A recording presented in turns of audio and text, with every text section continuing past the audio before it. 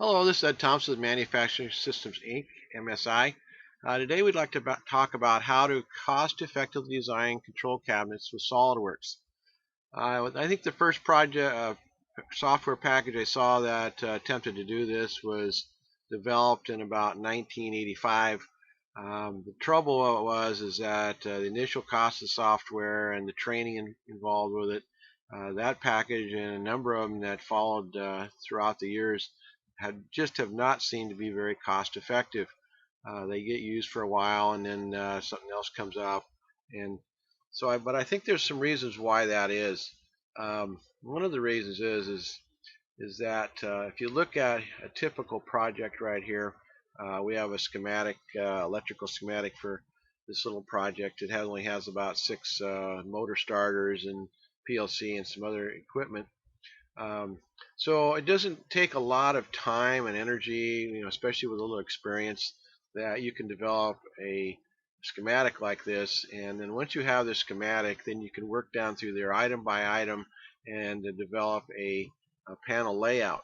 Now the panel layout is again has been done for years with by drawing a 2D back panel and maybe a front panel, some other surfaces that are appropriate. We draw those as scales, then we go through and draw a square box where every individual item, and then by rearranging them on the back panel or the front panel here, we can see that they'll fit. And of course, if there's not enough room, we will have to go ahead and draw a newer panel and make it larger, which is all not just doesn't take much time. And so since there's not a lot of time invested, there's just not much time to be saved.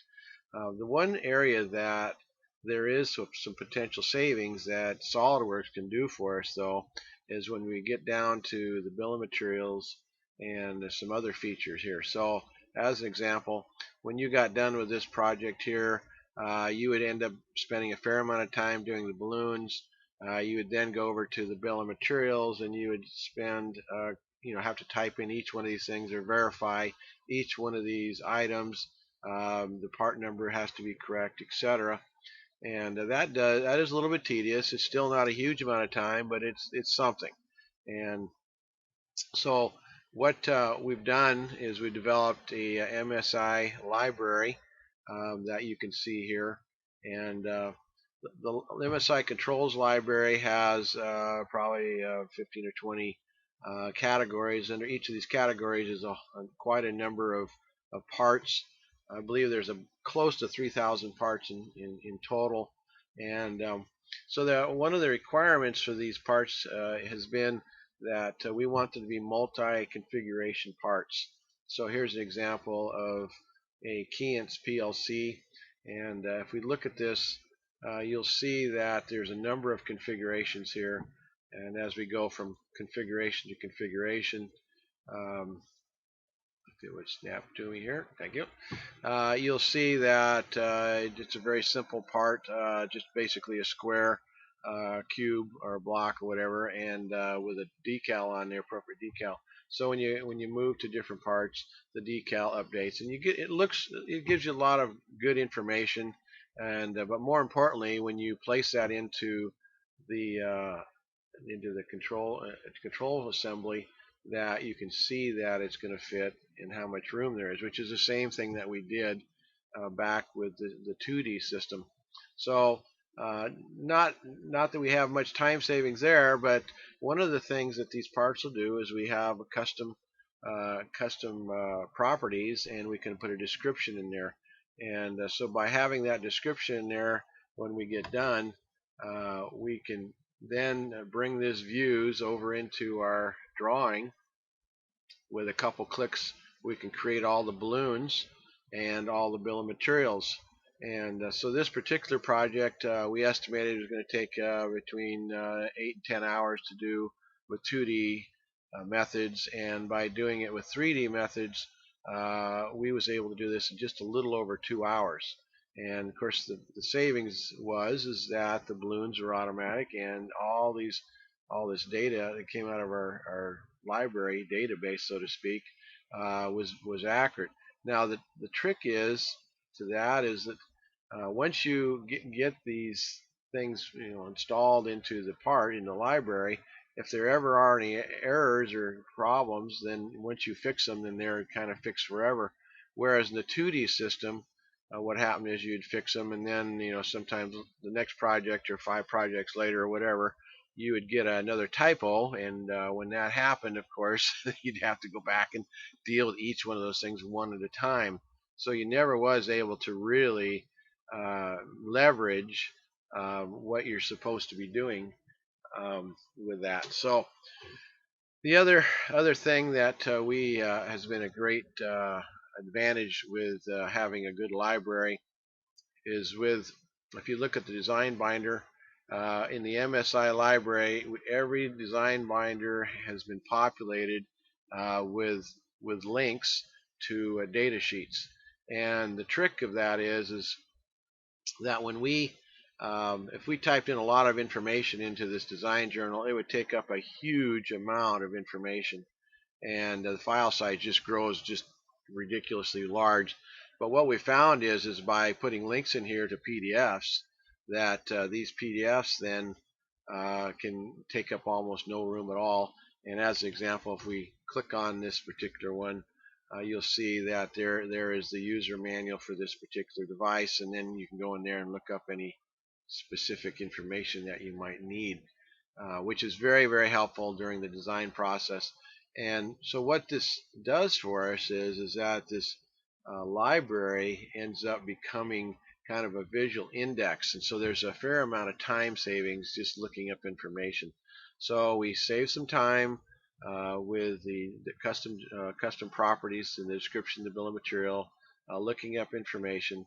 And maybe the third, one of the third most important thing is we have multi-configuration parts. And so here we have go back to our assembly here.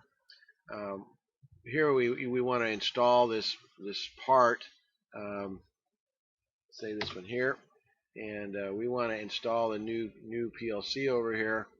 Instead of if every one of these parts is individual files, it would take, we'd have, like a couple hundred files just in this one category alone. And so what the problem there is that when we go in to find a part, you just end up scrolling through all these parts to find the item you need.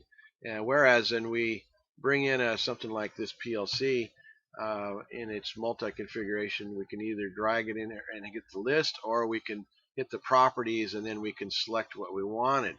And so that just saves quite a bit of time all by itself. The fourth thing that we've done is we've added quite a few smart features. You notice that this part snapped right into the DIN rail. Other items that go on the back panel are designed to do that. Items in the front panel, there's methods of bringing those straight in.